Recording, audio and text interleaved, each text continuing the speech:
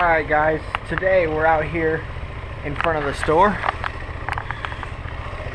and we're talking about the Brozz 250 today. Alright, so this is, as you can see, Blue Eagle. This is the upgraded version with the rear disc, and it has the inverted forks in the front. Alright, so those are the main two upgrades that we did for this one, and the one that we'll be doing for the foreseeable future. It also has the elevated cargo rack. Some of y'all might like that. Also to note, it has stainless steel brake lines. See, the front end brake wise are the same. Left side's the same. It's a 5-speed manual shifter. We got a clutch. There's a nice Blue Eagle logo, and all your normal mirrors and whatnot up here. The carburetor is a Keenan. I don't know how to pronounce that. That is what it comes with. So we've got a good carburetor here.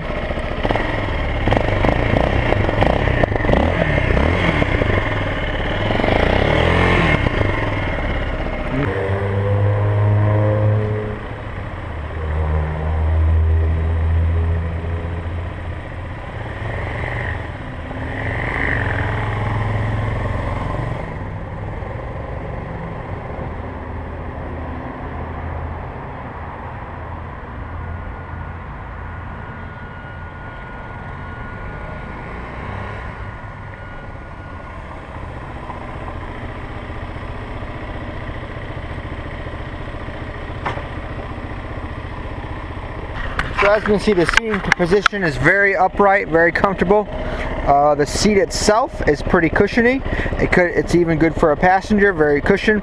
The nice thing about this high raised rack is that it makes it level with the back seat, so you could fit something a little bit larger if you needed to strap it down. Saddlebags we do not offer here at Peace. However, I am sure there is something from the aftermarket that will work. Color options, we're looking at red, which is what this one is, orange, it's on the website, and there is green. Think Honda red, KTM orange, and Kawasaki green. Those are your three color options. They all look the same plastic wise. There is a key for the gas cap, like in any motorcycle. One thing to note that the Brozz is a little bit different than some of our competition is that the Brozz has a counterbalanced engine. It is very smooth on the highway for this type of vehicle. It is not a dirt bike.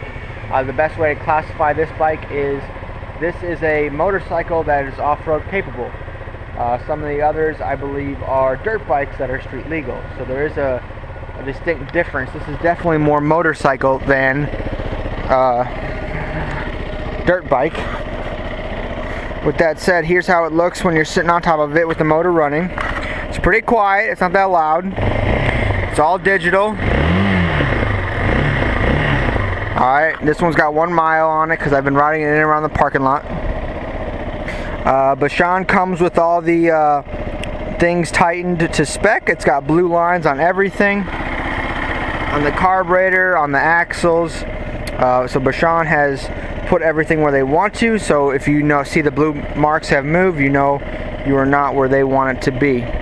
Now if we're looking at the key here, up top you got a neutral light, we've got your blinkers left and right, we've got your high beams right there, oops, right there, there's your high beams coming on and off, high beams, low beams. And this is like your running light, parking light, and off. I'll show you the difference. Alright, here's off. Here's the P. See that? The P is basically like your running light. Just to legally have something, basically. And all the way forward becomes the main headlight. And once that's forward, you can decide if it's towards the ground or on high beam. All right. The blinkers are LED, so they do light up fairly good. You can see them. They do kind of stick out. Now these blinkers are kind of soft. As you see, they're bendy, these rubber parts. Now don't worry about if they break. They're not expensive. However, they're built that way so that those folks who do go off-road, if they do happen to hit something or sideswipe something, they can do that and it comes back in to the proper placement and doesn't just automatically crack and fall off. Okay, now there's a nice place for your license plate. Here is, as you see real quick, as you turn it into gear, it gives you a nice gear readout, just like a modern, pretty standard thing in 2018, 2019 coming on. But that overall, this digital display is really nice. Now, if I shut off the bike,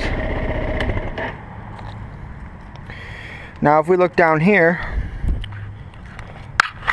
let's look at this right here. This is a container holder. This could be used for your toolkit. It's just a little bit of storage. Toolkit, maybe insurance papers, registration. This just works with your normal key.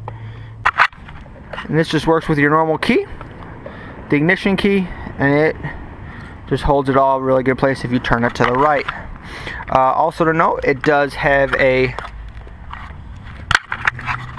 this one does have a helmet lock. Also works with the main key.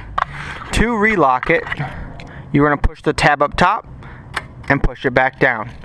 Okay, now as you can see, this is a 5-speed, 1 down, 4 up.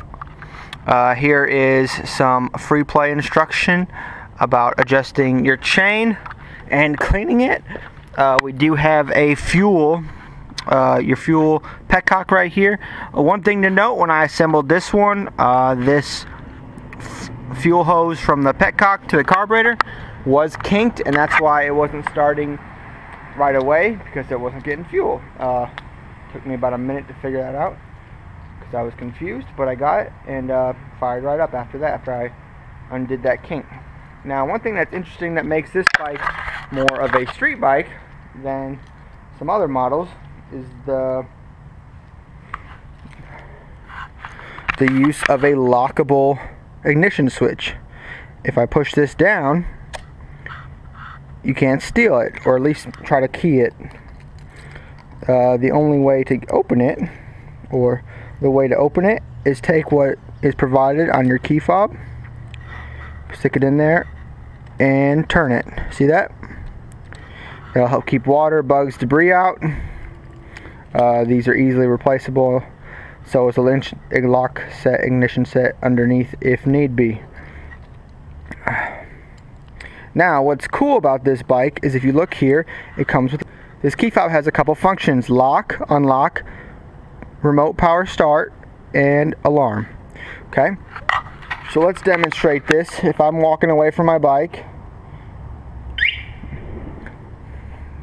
I just locked it. What happens now, if I go try to jiggle it,